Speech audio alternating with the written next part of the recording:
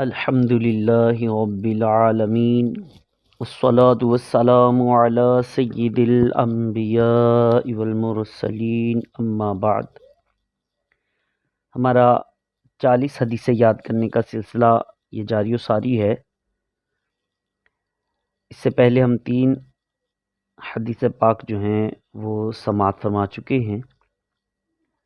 آج ہم چوتھی حدیث پاک جو ہے اس کو انشاءاللہ سنیں گے اور یاد کرنے کی بھی کوشش کریں گے۔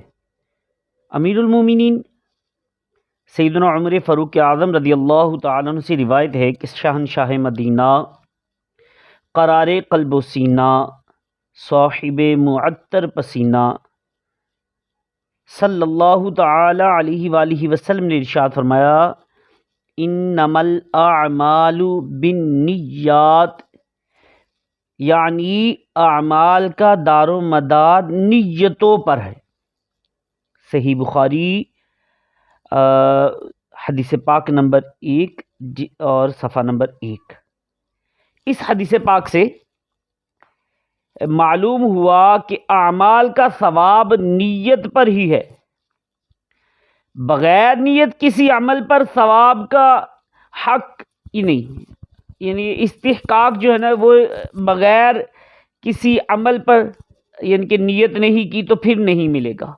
اعمال یہ عمل کی جمع ہے اور اس کا اطلاق اعضاء، زبان اور دل تینوں کے افعال پر ہوتا ہے، اور یہاں اعمال سے مراد اعمال صالحہ ہے، یعنی نیک اعمال ہے، اور مباح یعنی جائز افعال ہیں۔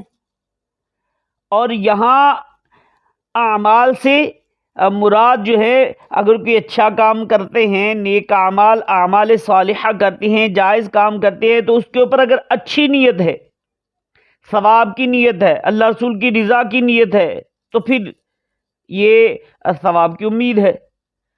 اور نیت لغوی طور پر دل کے پختہ ارادے کو کہتے ہیں، یاد رکھیے، اور شرعاً عبادت کے ارادے کو نیت کہا جاتا ہے۔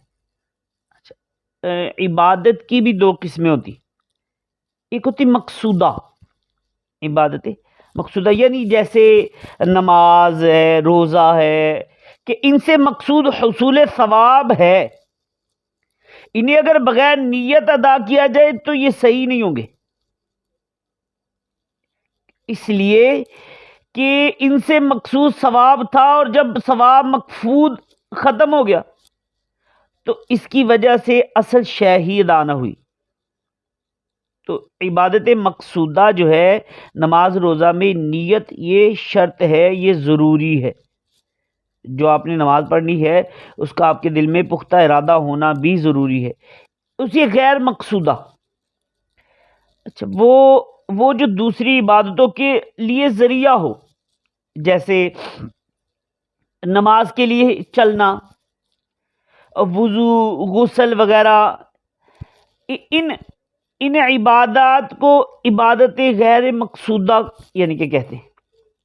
اور ان عبادت غیر مقصودہ کو اگر کوئی نیت عبادت کے ساتھ کرے گا، عبادت کی نیت کے ساتھ کرے گا تو اسے ثواب بھی ملے گا، اور اگر بلا نیت کرے گا تو ثواب نہیں ملے گا، مگر ان کا ذریعہ یا وسیلہ بننا اب بھی درست ہوگا اور ان سے نماز صحیح ہو جائے گی۔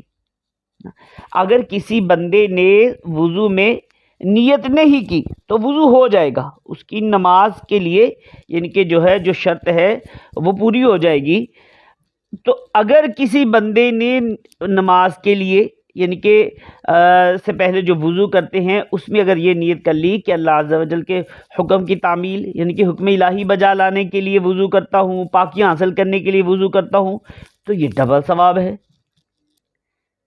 تو ایک عمل میں جتنی بھی نیتیں ہوں گی اتنی نیتوں کا ثواب ملے گا۔ مثلا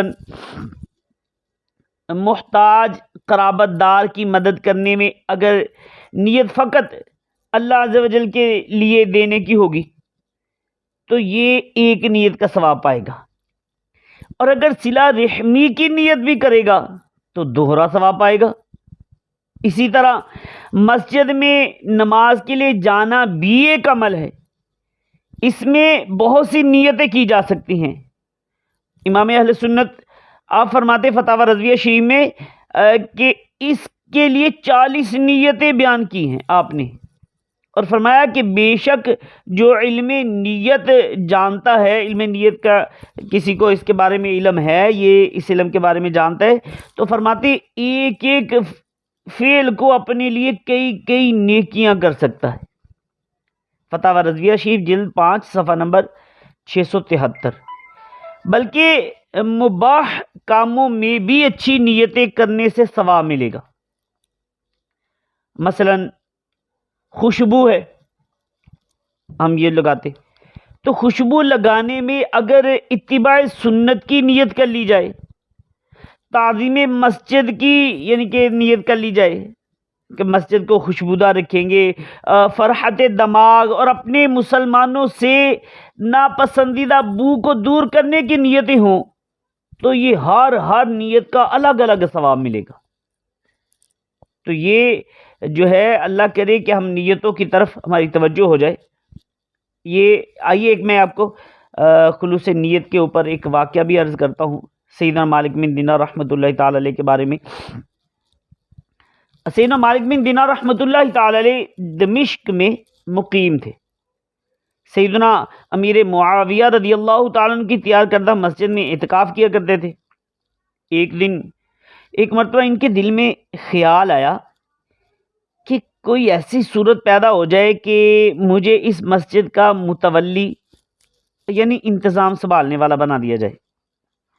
چنانچہ آپ نے اعتکاف میں اضافہ کر دیا اور اتنی کثرت سے نمازیں پڑھی کہ ہمہ وقت نماز میں مشغول دیکھے جاتے ہیں۔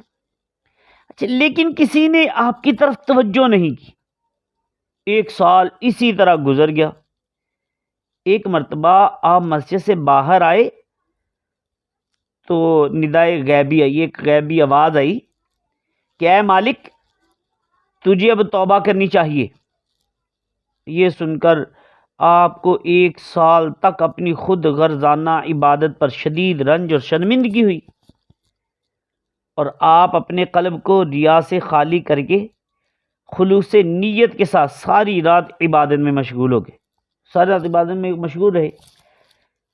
صبح کے وقت اب مسجد کے دروازے پر لوگوں کا ایک مجمع موجود تھا، اور لوگ آپس میں کہہ رہے تھے کہ مسجد کا انتظام ٹھیک نہیں ہے، لہذا اسی شخص کو متولی بنا دیا جائے اور تمام انتظامی امور اس کے سپرد کر دیے جائیں۔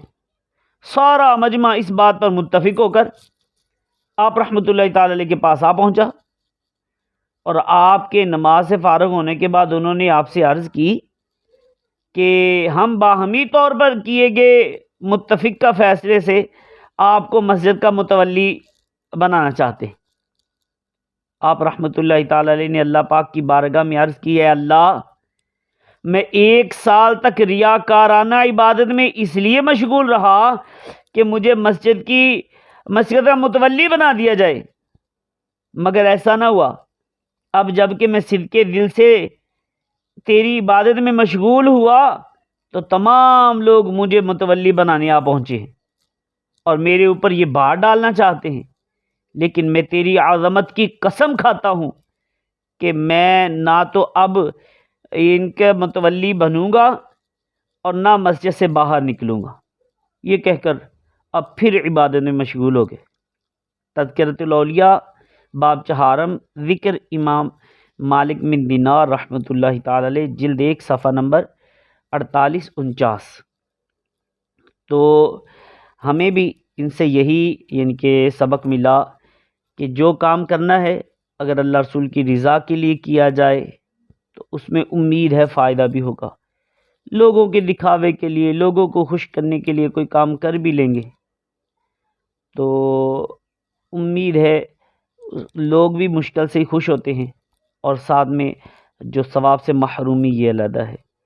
آج کی حدیث پاک انما الاعمال بالنیات، اس کو بھی ذہن نشین رکھیے کہ اعمال کا دار و مدار نیتوں پر ہے، اور اس کو یاد کر لیجئے۔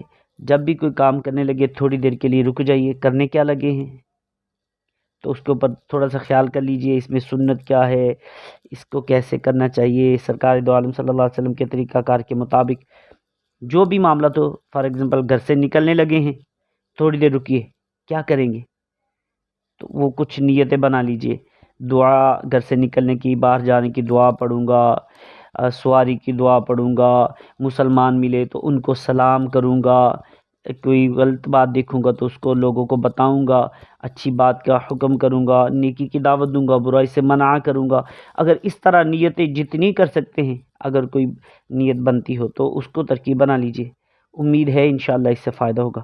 اللہ پاک سے دعا کرتا ہوں جو حدیث پاک سنائی اس کو یاد رکھ کر عمل کر کے دوسروں تک پہنچانے کی توفیق عطا فرمائے. آمین بجاہ النبی الامین صلی اللہ علیہ وآلہ وسلم.